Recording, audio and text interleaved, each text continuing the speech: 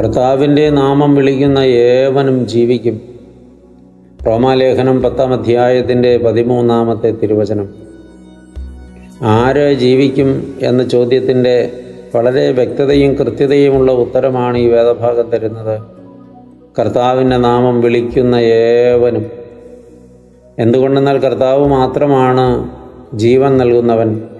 കർത്താവ് മാത്രമാണ് മരണത്തെ ജയിച്ചവൻ.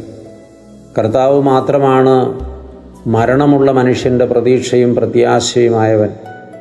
മറ്റൊരുത്തനിലും രക്ഷയ്ക്ക് സാധ്യത ഇല്ല.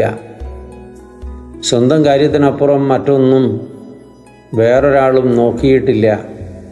കർത്താവ് എല്ലാവർക്കും ജീവൻ പകരുന്ന ജീവദാതാവും ജീവൻ്റെ ഉറവിടവും ജീവൻ്റെ പൂർത്തീകാരകനുമാകുന്നു.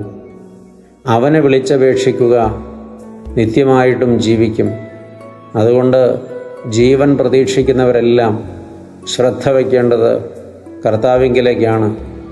പാപിക്ക് വേണ്ടി പ്രായശ്ചിത്തമാകുവാൻ ക്രൂശിക്കപ്പെട്ട യേശുക്രിസ്തുവിങ്കലേക്ക്. നിശ്ചയമായും അവിടെ വിടുതലും നിത്യജീവനും സ്വായത്തമായിത്തീരും. ദൈവം അനുഗ്രഹിക്കട്ടെ. ഒത്തിരി സ്നേഹത്തോടെ പാറയ്ക്കരയച്ചൻ.